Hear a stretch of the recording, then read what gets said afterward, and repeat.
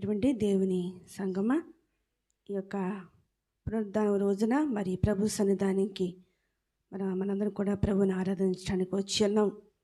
అందుని బట్టి ప్రభుని స్తుతిస్తూ ఒక ప్రత్యేకమైనటువంటి పాట, నేను రాసినటువంటి పాటల్లో నుండి ఒక పాటను పాడి ప్రభు యొక్క నామను మహింపరచుదాం.